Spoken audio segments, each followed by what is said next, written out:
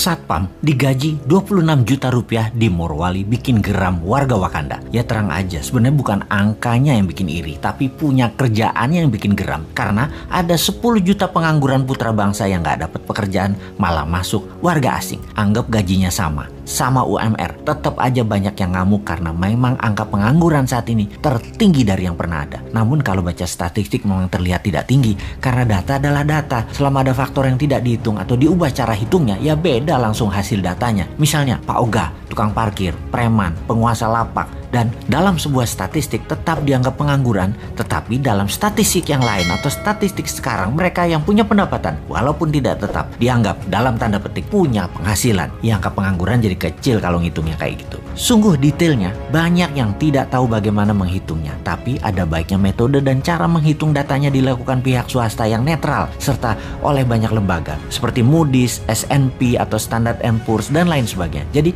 kita kembali ke topik aja deh. TKA Tiongkok yang banjir besar-besaran dalam periode pemerintahan saat ini sangat melukai hati 10 juta pengangguran di Indonesia. Sebenarnya alasannya apa sih? Mereka lebih ahli? Gak juga. Alasan pejabat aja biar dibenarkan pejabat tertinggi. Namun sesungguhnya pejabat ini yang membiarkan mereka masuk ini sudah menghina rakyat Indonesia berkali-kali. Tapi tetap didiamkan karena gaji mereka yang besar dan banyak jumlah tenaga kerja itu. Sesungguhnya hal inilah yang menyakitkan hati banyak saudara kita para pengangguran di Indonesia. Oke, kita sebagai penyeimbang informasi, bagaimana harusnya mengingatkan mereka bernegara yang benar? Newman itu selalu punya penyeimbang pikiran dan punya solusinya. Kita sebelum memberikan usulan kita ke Korea Selatan. Bagaimana Korea Selatan mengelola tenaga kerjanya? Nomor 1, buka lapangan pekerjaan buat rakyatnya terlebih dahulu. Ketika 100% rakyatnya bekerja, ternyata masih banyak pekerjaan-pekerjaan yang diperlukan untuk hal yang level bawah. Bangsa Korea adalah bangsa yang bangga nasionalismenya, maka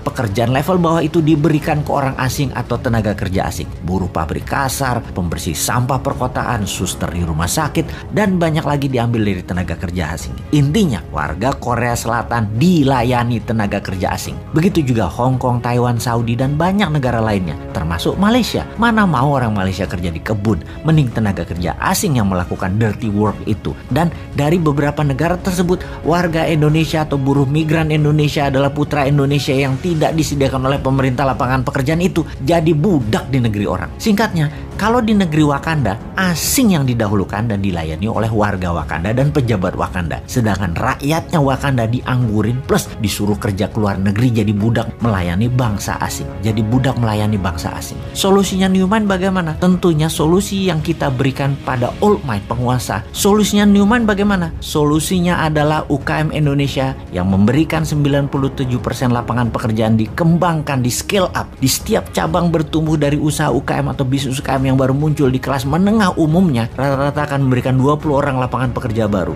Kalau ada 1 juta UKM tumbuh, lapangan pekerjaannya adalah 20 juta manusia Indonesia bekerja. Hanya 1 juta UKM ditumbuhkan. Dari 6 juta UKM kelas menengah, itu sudah 20 juta manusia Indonesia bekerja. Maka selesai sudah masalah pengangguran itu. Itulah kontribusi Newman. Contohnya bukan hanya wacana. Santara urun dana yang saat ini masih kecil kontribusinya, baru 100 UKM dibiayai. Sampai akhir 2022 nanti kita targetkan 10.000 yang dibiayai, alias 200.000 tenaga kerja akan terakomodir dengan sistem Santara urun dana. Walaupun kecil, karena tidak didukung pemerintah, kita terus fight karena ada Anda sahabat semua yang mendukung. Kita maju terus, kita semangat terus selama kita didukung hati sahabat semua. Kembali ke solusi dari pejabat sekarang. Adakah mana keberpihakan Anda kepada UKM dan penganggurannya? 3 tahun ke depan deh ditunggu solusinya. Ada nggak? Jangan-jangan nggak ada deh lu.